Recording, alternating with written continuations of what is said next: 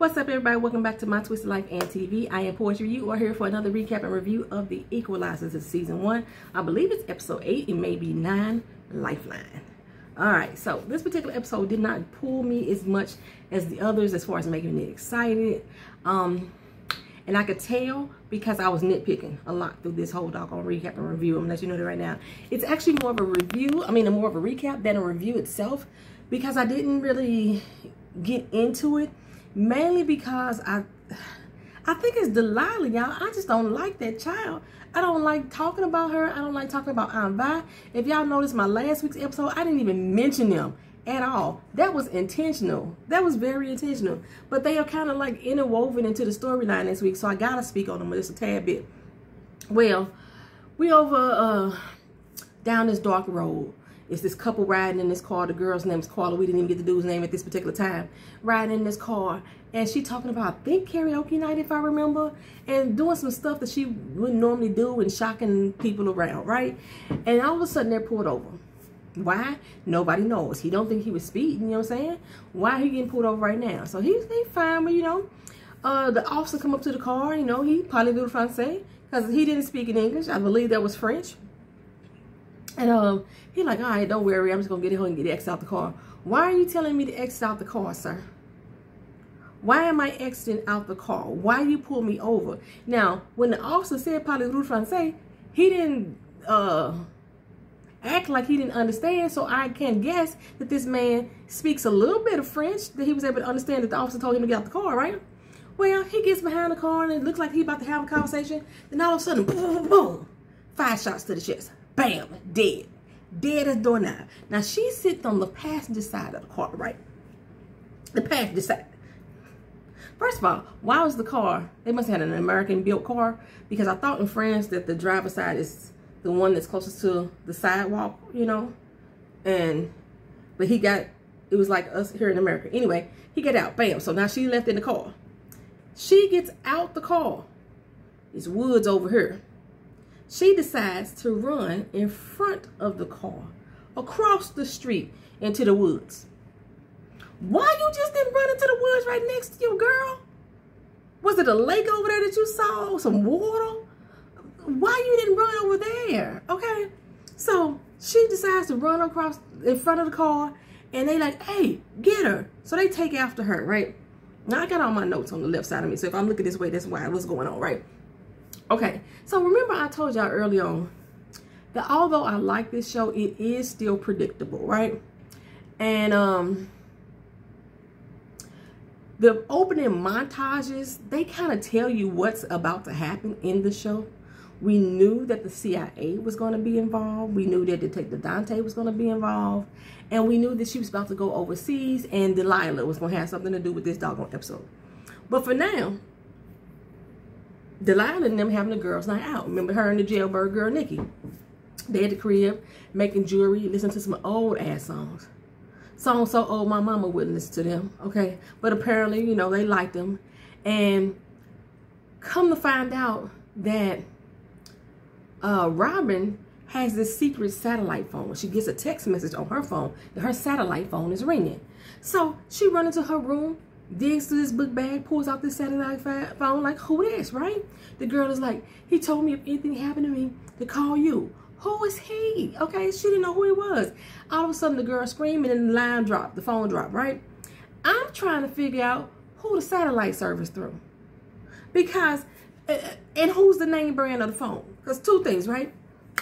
She had this stash in her book bag, in her purse, or what have you.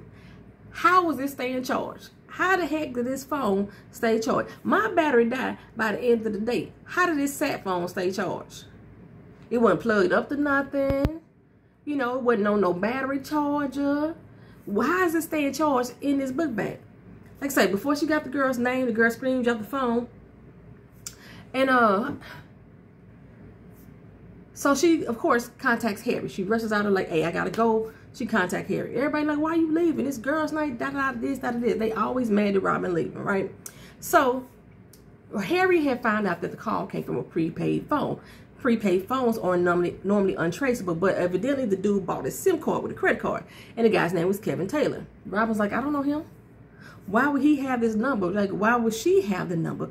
This phone is only for my old CIA contacts. If anything happened to one of them, we need to be there for each other. That's what this phone is for, right? Well, come to find out, it's not the boyfriend that Robyn knows. It's the girl. So they was able to tap into the car. The car rental place had dash cam, and they tapped into the car. So when the girl ran past the lights, I guess that's why she had to run past the front of the car. This wouldn't make no sense how they got the dash cam footage. Ran in front of the car, and they got her face. Now, last time Robyn seen this girl, she was like 5. She's 25 now, but she still was recognizable. And she was like, wait a minute, she is the daughter of one of my old cronies. He just got killed in KIA? Killed in action. Killed in action 2 weeks ago, right? I was like, coincidence? I think not. So, from what I'm gathering, this was supposed to be a snatch and grab, right? And I was like, well, these dudes some big-ass dummies. They gave her the chance to get away. They took her boyfriend behind the car, killed him, instead of just shooting him dead inside the car and snatching her up out the passenger side. That's how I would have did it, you know what I'm saying, in my criminal ways. Why you let him get out the car, then both of y'all go behind the car with him and let her sit? That was stupid. Just damn right stupid, right? So anyway, Kevin, he was just collateral damage, the boyfriend. Well, turns out he worked for the State Department, which could be code for the CIA, according to Bishop and Robyn. So Bishop said he gonna find out which one it is. In the meantime, Carla got 4 goons on her ass, okay? And because Harry was able to get a Russian satellite over her doggone location, and they was able to do heat signatures and see that she was up there, and there was 4 people following her, and they was kind of fanned out. Based on their formation, Mel determined these ain't cops. These pro-hitters, right? These pro-hitters. Why would pro-hitters go in formation?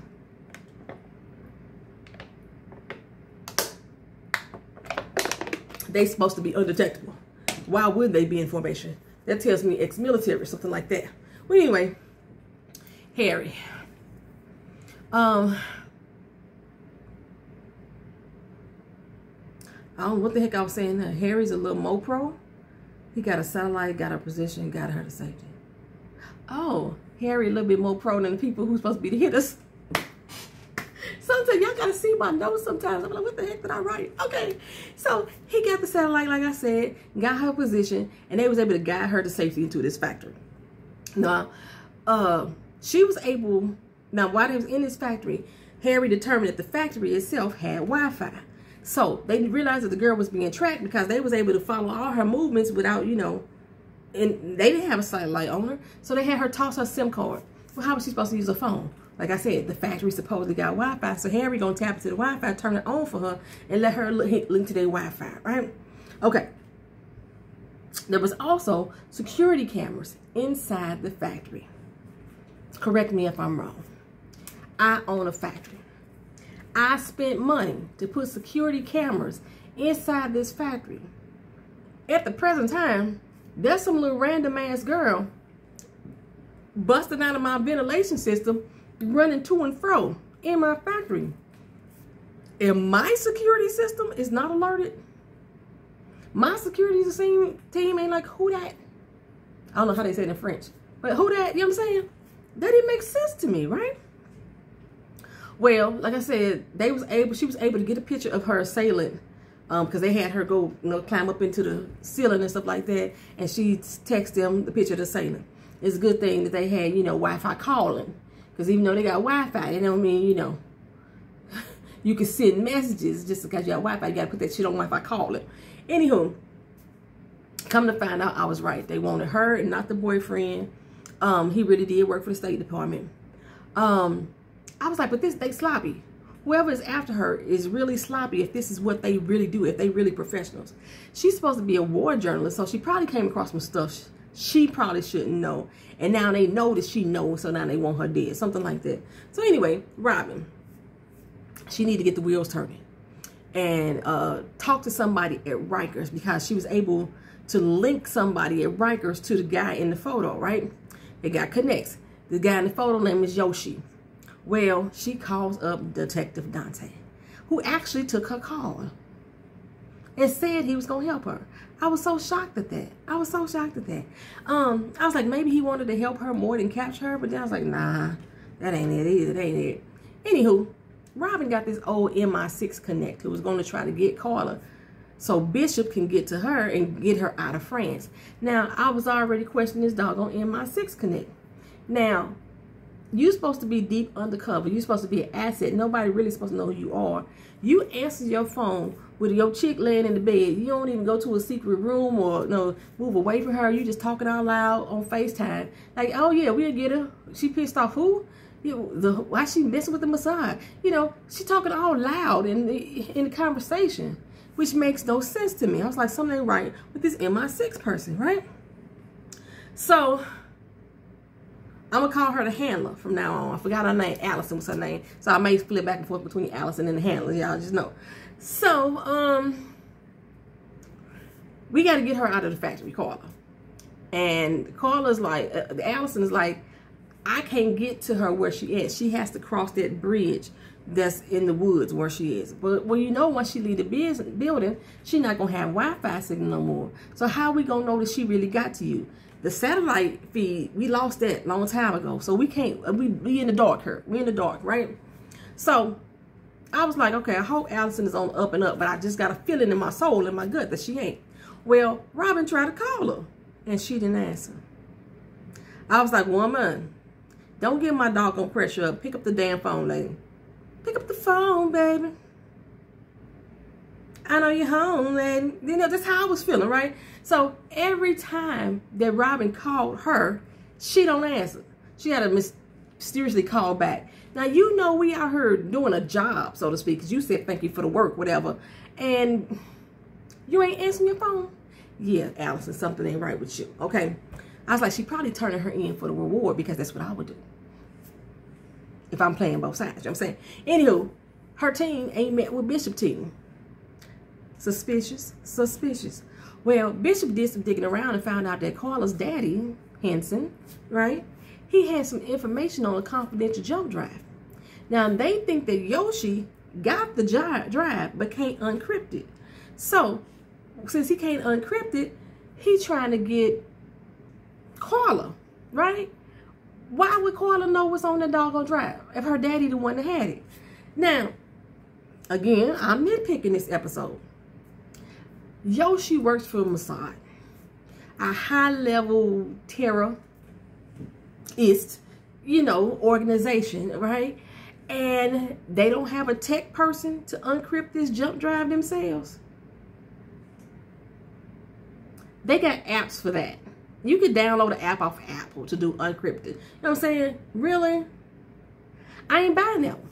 I ain't buying that one. Every high-level organization, even if they low-level, they got a tech person to help them do some penny-ante shit like uncrypt a jump drive, okay? Anywho, that's what they wrote. So basically, they think Carla know the password. And Bishop said the same thing I did. Why would she know the password to a device that's not even supposed to exist? What makes sense about that? Nothing at all. Well, Dante gave her a ring back. He let her know he went to go see the person that was in jail, but he wasn't no big help either. He did put shivers down his spine, though. That's all he could tell him. All he could say was that Yoshi was one devilish dude, and that she was going to feel his wrath if she didn't back off, right? So, and then he said, do you know the name Quinn Mason? That freaked Robyn out, right? Whoever he is connected to all this, and that was a name that Robyn knew when she wasn't happy about it either. Well, meanwhile, back at the crib, Delilah and Nikki, little nosy teenage asses, they about to go through her mama things. Because Nikki started asking questions like, what do your mama do? Well, Delilah don't know. She worked for a charity. Well, what she do for a charity? She help people. Doing what? Nikki, you got a lot of damn questions. You know what I'm saying? But then Delilah realized that she didn't know, so now she got to prove a point to Nikki that her mama, because Nikki was like, well, maybe your mama's a spy or something like that, a double agent. And Nikki trying to prove to her that she know what her mama do. So now they finna go through her mama things. Just checking on my nerves. But this is something a teenager would do. I can't even lie. I can't even lie and tell y'all how many times I went through to add those things around me. If I go visit over a friend's house, I'm all up and through their medicine cabinet and everything, trying to see what kind of medications their mom and their daddy taking. I'm nosy. I was like that. They out the room, let's investigate. They out the house, what they got up in her. That's what we was doing. So I understand. This is what Delilah do, right? So All this is kind of tying in because earlier Carla had a conversation with Robyn about the fact that she knew her daddy was in the CIA, or she learned her daddy was, and how she was mad at him for never being around, that he chose the job over his family. He kept lying to them, this, that, and the third. This is the same old story that you get with every TV show that got to do with the CIA agent that got a family, and they got to keep their life away from their family, and the family get mad like, I can't believe you didn't tell me. You didn't tell me. How many TV shows y'all got to watch to know that the CIA ain't supposed to tell y'all nothing?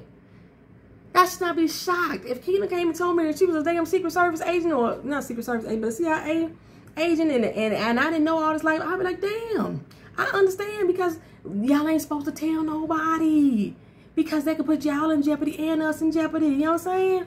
Anywho, she gonna have to tell her family.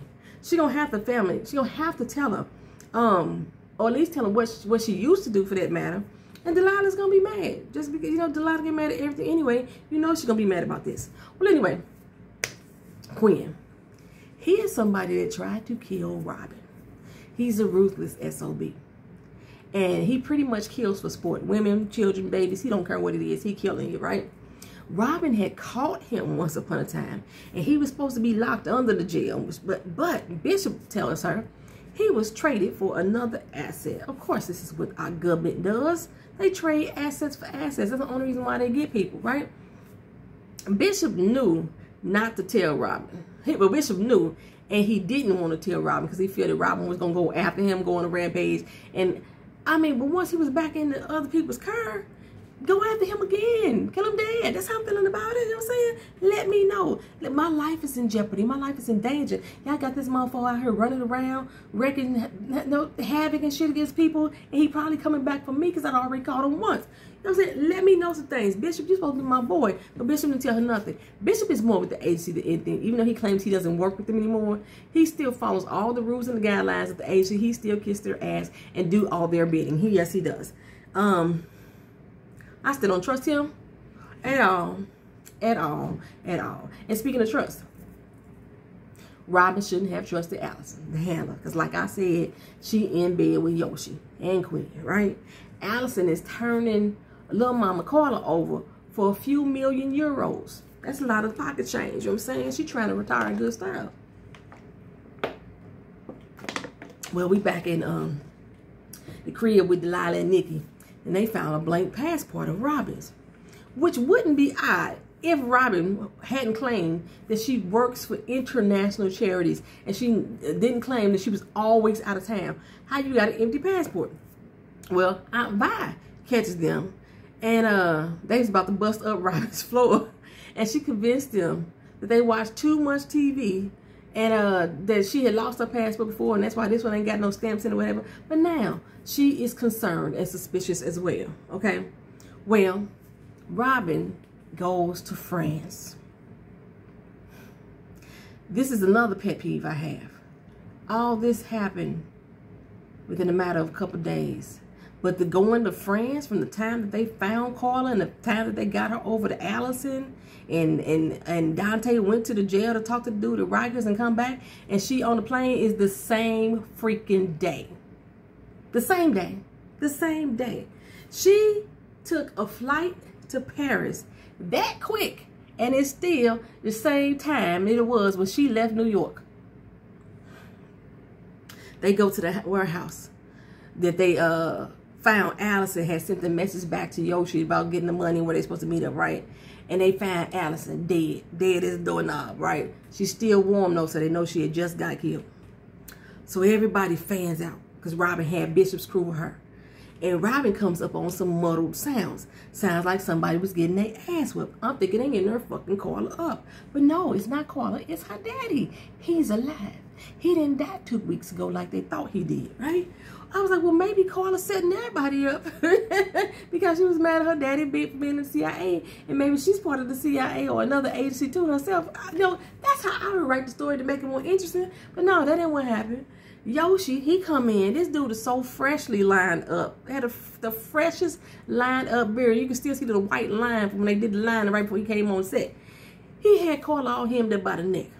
Robyn tried to, have a standoff by grabbing up one of his boys. But he killed this boy dead. He's like, I don't care about him. Deuces, I don't need him. One less dude to pay. You know what I'm saying? I didn't even know his name for real. That's how I was feeling about it. But he knew Robyn's name. He knew Robyn's face. He's like, you somebody that has hurt my people and taken out some of my crew long time ago. I know who you are, right? And I was like, well, somebody had to be watching, because all of a sudden Yoshi got a call through his little earpiece and said, take Robyn alive. He said, must be your lucky day. I said, it must be Quinn. Okay, but how did they know it was her? Who watching? Who watching? Was he listening through the earpiece when he said, I know who you are? He didn't say her name. He didn't say you Robyn McCall. He didn't say that. How did Quinn know that was Robyn right there, right? Okay, this gunfire all around. I'm saying, where the rest of her team at? They all engaged. Ain't nobody heard the gunfire and the fighting and stuff where she was at, and all the other fighting, the muffled sounds and everything. So let's get to some more unrealistic part. She giving Daddy to give up the code, right? And Carla goes for the mad killer's gun. So Robyn can come in here with a knife. Okay? Come on now. This little twig of a girl who didn't even know her daddy was in the CIA, she ain't been training to be part of the CIA. She's a damn journalist, right? I'm saying. And she decides to attack a terrorist killer just so Robyn can stick him with a knife.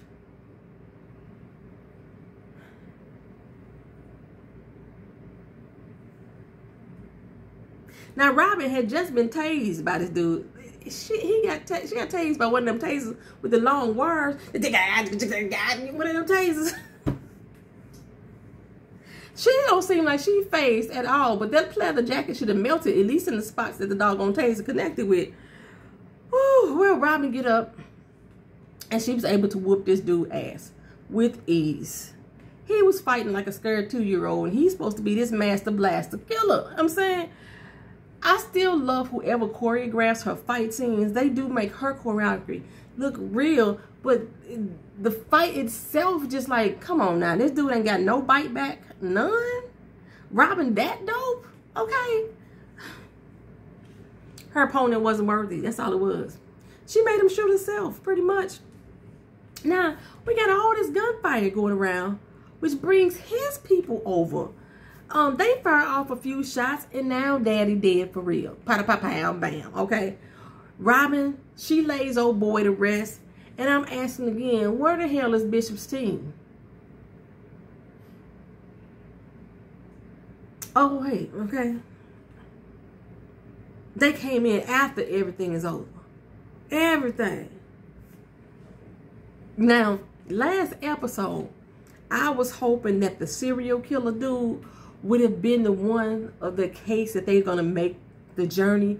In most of like drama shows like that, they have this one case that carries over in every episode. And I kept saying I wanted that from this particular show. You know how I love Bones. I love Bones. They always had that one killer that she just couldn't get a handle on. I thought that was going to be the serial killer from last week who was taking out all them girls.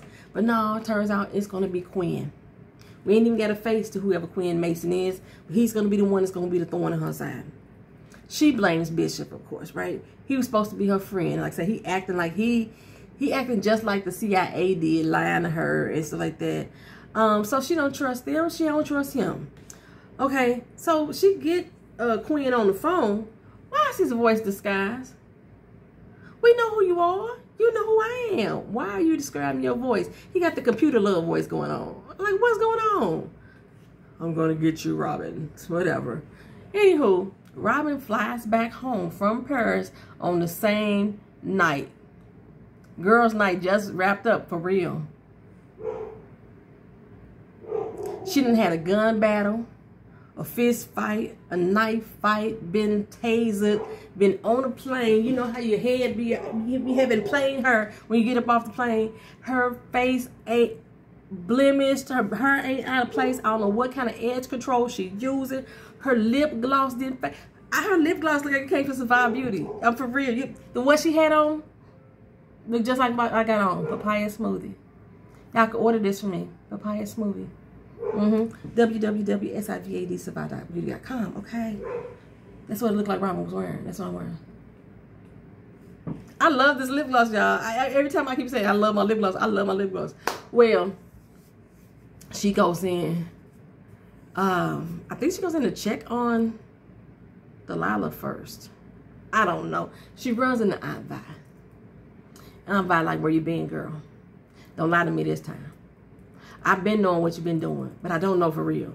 But I kind of know. I've been knowing all this time, but I don't know exactly what you're doing. What is it that you do? Don't lie to me this time, you know? So she finally sits down and tells Aunt Vi, I used to work for the CIA, but I'm still helping people right now. So she shows her, you know, all the blacklist where she get all her calls and stuff from her information and how it makes her feel to do this type of work for people. And I'm like, ain't that dangerous? You just said you knew what she was doing. It's always been dangerous, Aunt Vi. It's always been dangerous. But she feel like, Robyn feel like she the only one can help. You know what I'm saying? Ain't nobody there for these people. So she got to be there for them. It's in her. So Aunt Vi tell her, look here, you better tell your daughter because she going to keep looking. She's smart. She gonna keep looking until she find what she wanna find. And then if she find out first before you tell her that, she gonna be mad. She gonna be Carla, basically, right? So that's when Robyn go in there and look in the room in on Delilah laying there peacefully. And I was like, where's Nikki? Because Nikki was supposed to be sleeping over. Where's she at? Did Aunt Vi send her home and she found him going through Robyn's room? I don't know. I don't know, child. Well, Robyn goes back into her room and looks at her floor where Delilah was about to bust up. She pushes the button on the mirror. The mirror comes open. There ain't even no security latch. Ain't no code or nothing. Just like a push mirror. And she got like a bunch of guns tucked in the back of her. She puts it up there nice and neat. And then it goes off. That's the end of the episode, y'all. You know, I'm assuming the Lifeline, the reason why it's titled Lifeline, because, you know, Carla had to call a friend. You remember that TV show? You had to call a friend. They consider it a lifeline. You use one of your lifelines. I'm thinking that's why they called it, y'all. Y'all let me know what y'all thought about this episode. It was really, really, really, really, really predictable. It was a lot of stuff that just didn't make no sense to me in this particular episode. Although I still, like I said, I still love her choreographed fight scene. I hate the fact that I even had to mention Delilah and Aunt Vi, but okay, I did it anyway. And that's it, y'all. Y'all let me know what y'all, how y'all feel about it. Leave your comments down in the comment section. Talk to you again soon. Peace.